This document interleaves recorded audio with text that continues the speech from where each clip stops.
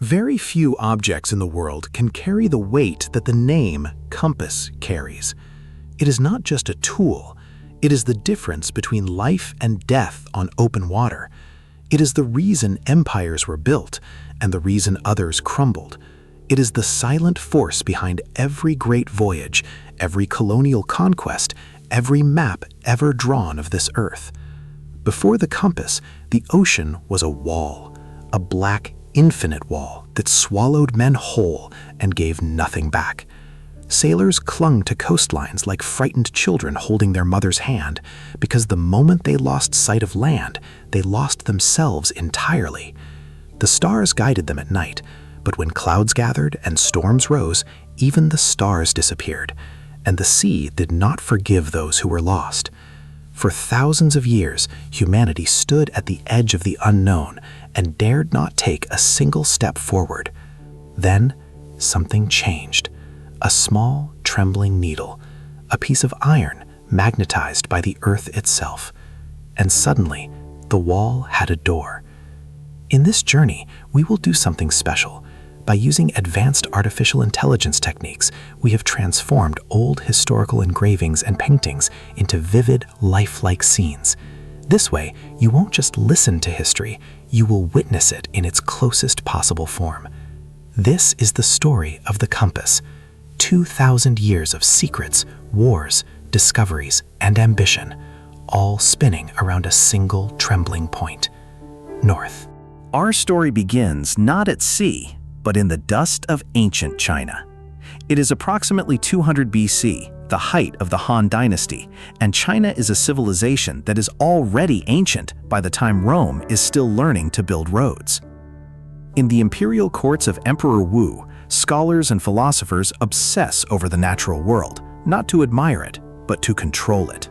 And it is here, in these courts of power and paranoia, that someone picks up a strange, heavy stone.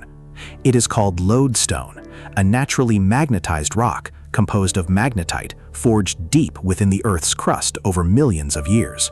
When placed on a smooth surface, it does something remarkable. It moves. Not randomly, but always pointing in the same direction: south. The Chinese called their first compass the Sinan, which translates simply as the south pointer. It was not a needle, it was not a dial, it was a spoon. A ladle-shaped piece of lodestone, carefully balanced on a polished bronze plate, its handle always swinging to align with the Earth's magnetic field. The Sinan was not invented for sailors. It was invented for geomancers, spiritual advisors to emperors, who used it to determine the most auspicious directions for buildings, burials, and battles. This was feng shui in its earliest, most literal form, the art of reading the invisible forces of the earth. But power has a way of finding practical uses for spiritual tools. The generals of the Han Dynasty quickly realized that a device that always pointed south could also tell you where north was, and that in the chaos of battle, knowing which direction you faced could mean the difference between victory and slaughter.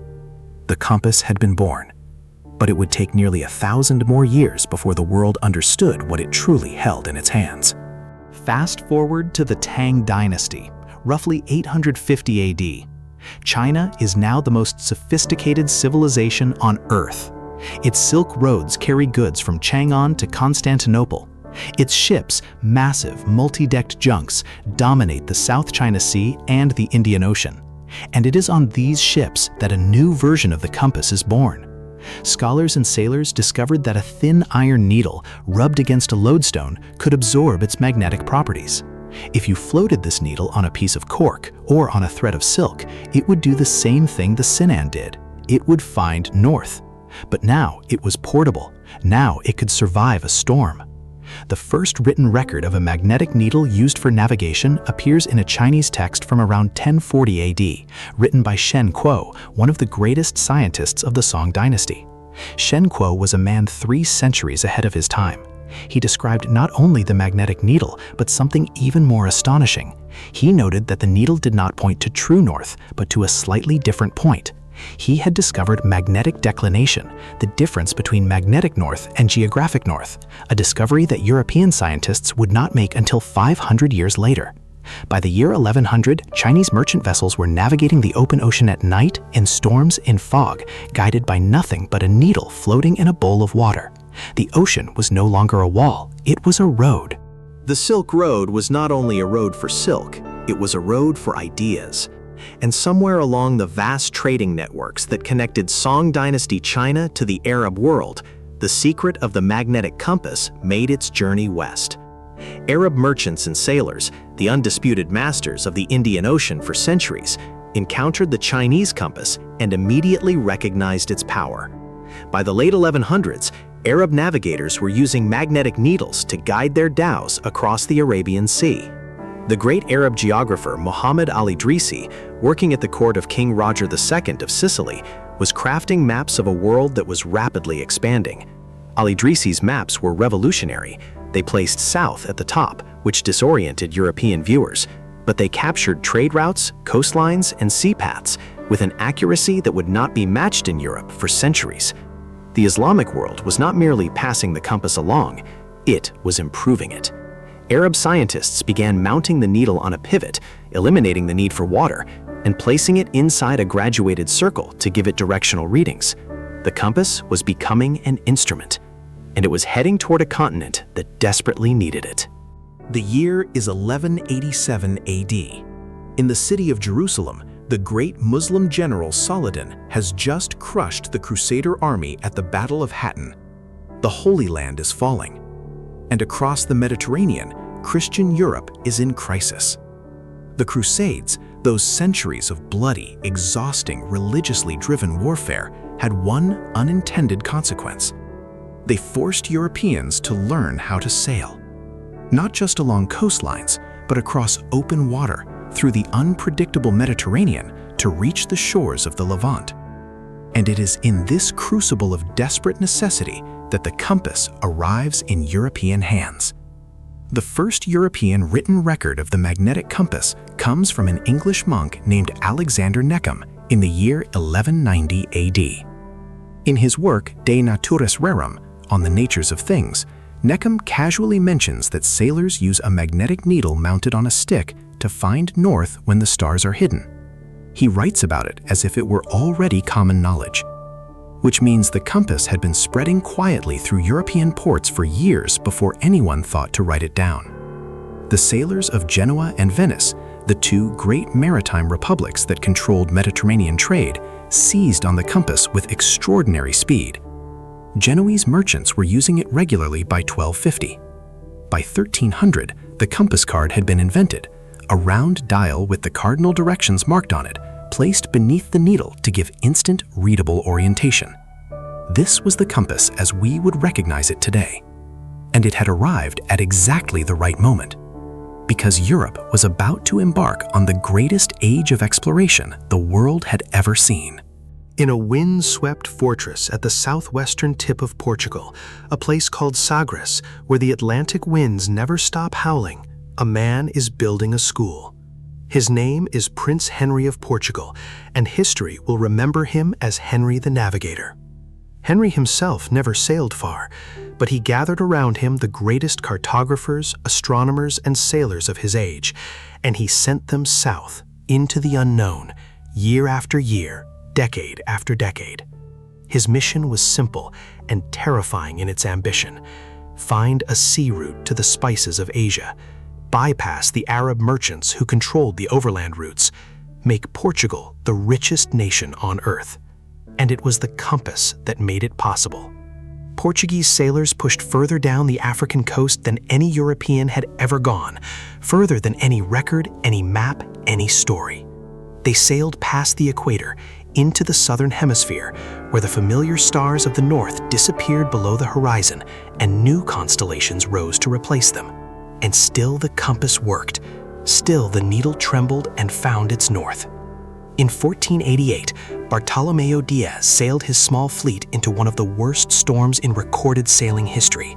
For 13 days, his ships were driven south by howling winds, helpless against the fury of the ocean. His crew was terrified. Some begged to turn back. But the compass told Diaz something extraordinary. When the storm finally broke and he turned east, expecting to find the African coast, there was nothing. only open water.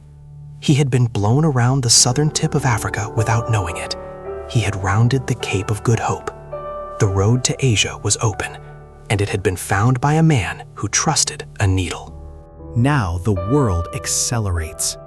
In October of 1492, a Genoese sailor named Christopher Columbus stands on the deck of the Santa Maria and watches, in the moonlight, as his compass begins to behave strangely. The needle is drifting, not pointing where it should. His crew notices. Panic begins to spread through the ship.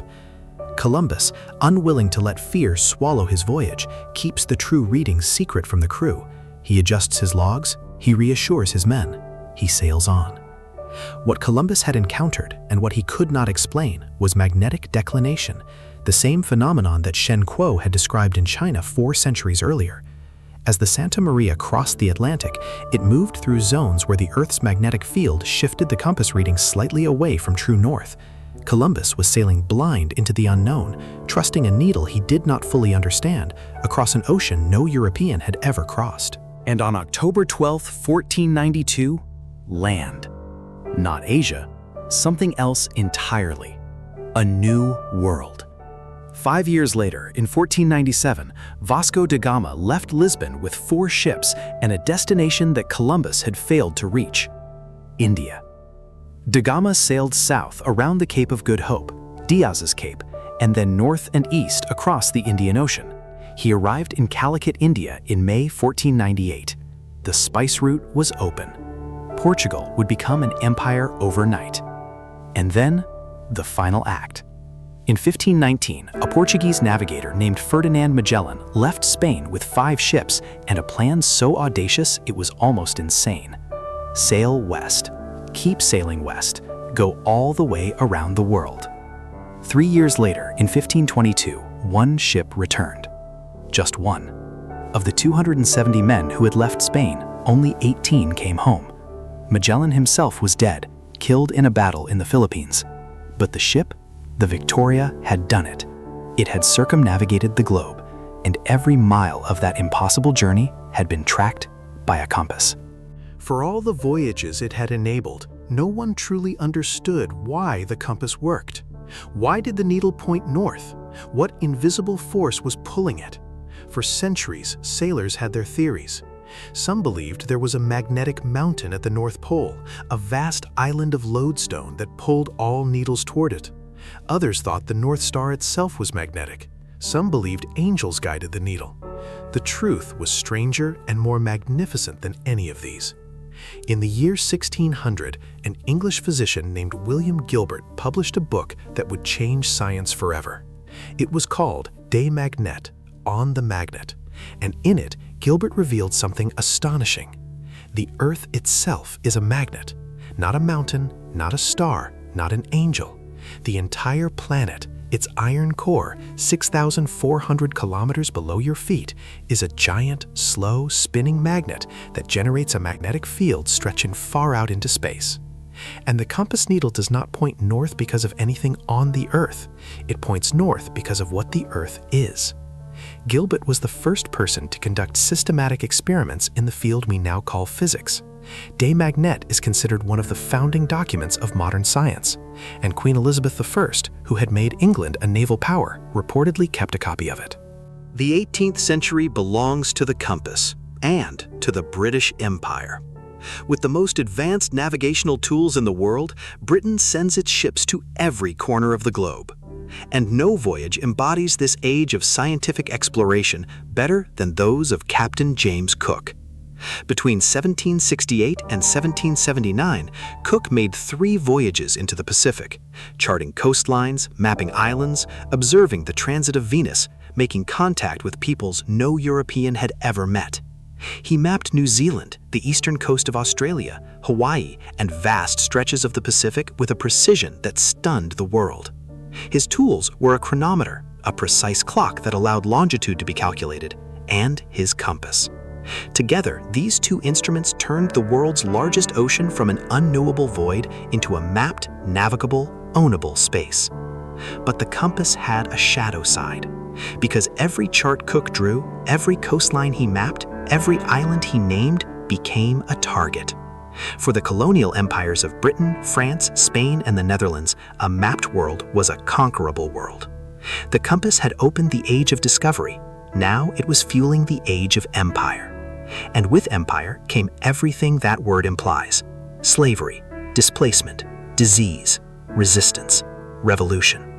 The same needle that guided Columbus to the Americas had also guided the slave ships that followed. The same instrument that led to Gama to India had set the stage for centuries of British and Portuguese colonial rule. The compass does not choose who holds it, and history does not forget. The 20th century brought 2 world wars, and with them, a revolution in navigation technology. The traditional magnetic compass had one fatal flaw: iron. As ships became larger, as they were built entirely of steel, the vast magnetic fields of the hulls began to interfere with compass readings. A compass on an iron battleship was not pointing north, it was pointing at the nearest steel bulkhead. The solution came from a Hungarian engineer named Hermann Anschutz Kempfe, who in 1908 patented the first practical gyrocompass. Rather than relying on the Earth's magnetic field, the gyrocompass used the physics of a spinning gyroscope, a device that maintains its orientation regardless of the movements of the ship around it.